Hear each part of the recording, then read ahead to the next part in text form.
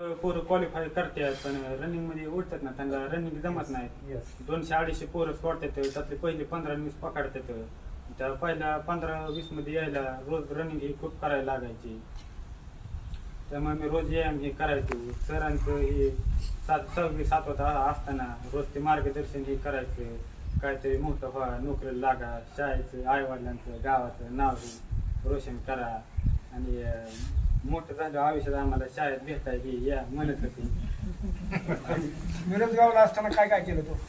मिरजगावला असताना हे सकाळचं पहाटे रोज 4 वाजता उठायला लागायचं. 4 वाजता रोज 4 वाजता उठायला लागायचं. कंटिन्यू 2 तास रनिंग व्हायची. रनिंग करताना कधी कधी असं वाटायचं नको गाडी आता लय त्रास होतोया, लय अवघड आहे. रोज इतकं गुडघं दुखायचं माझं. मी संध्याकाळचं रोज झोपताना रडायचो. असं वाटायचं सोडून द्यावावी, लय भयंकर त्रास होतोया. आता तुम्ही कुठे जावा, डॉक्टरकीला जावा, इंजिनिअरिंगला जावा, तिथे तुम्हाला एक तर नुसता अभ्यास असतो, असं ग्राउंड हे नसतो. किंवा स्पोर्टच्या क्षेत्रात जावा, कबड्डी, क्रिकेट, तिकडे तुम्हाला नुसता व्यायाम असतो, इकडे अभ्यासाचं काय नसतं. पण तुम्हाला आर्मी, पोलिसात तिकडे जायचं म्हणलं की अभ्यास बी करायला लागणार, ग्राउंड बी करायला लागणार. आणि आर्मीला ते कसं आहे, अभ्यास आणि ग्राउंड मध्ये जरी तुम्ही क्वालिफाय झाला तर तुम्ही मेडिकल बी अनफिट होऊ शकता. एवढं सोपं नाही. 3 गोष्टीमधून जायचं आणि चौथं आणि फायनल मेरिट लिस्ट असतं, त्यात बी आपण सिलेक्शन घेतलं पाहिजे. आता आमच्या फायनल मेरिट लिस्टला 1200 पोरं होते.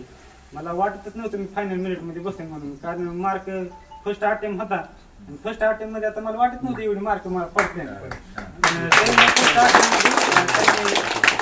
1200 मध्ये 450 पोरं घेतली आणि त्यात पण माझं सिलेक्शन झालं. एका मित्राला सांगितलेलं, नंबर सांगितलेला ना माझा, म्हणजे मग एवढं माझा नंबर बघ, मेरिट लिस्ट लागल्यावर माझं नाव आल्यावर मला सांग, मी काय बघणार नाही. आणि काल परवा दिवशी 4 वाजलेले, मोबाईल घरात चार्जिंगला लावलेला, नंतर मिस कॉल पडलेला. मी त्याला महागारी फोन केला आणि म्हणला अरे तुझा नंबर किती आहे? म्हणलं 104-544 नंबर आहे. म्हणला झालाय ना तू भरते. म्हणलं पोरं किती घेतले? मला 450 घेतले.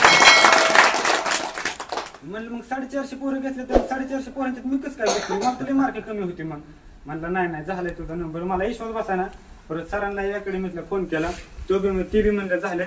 तरी बी विश्वास बसताना अनेक 2 मित्रांना फोन केला, ते म्हणलं नाही फिक्स झालंय, काही टेन्शन घेऊ नको, झालंय तुझं सिलेक्शन, काय अडचण नाही.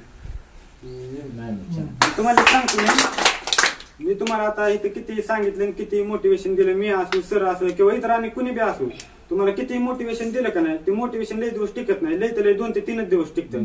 तुम्हाला जर काय मोटिवेट डिसिप्लिन राहायचं असं ना, ते फक्त तुमचं आई वडिलांचं कष्ट, तुमची परिस्थिती तुम्हाला डिसिप्लिन ठेवू शकते.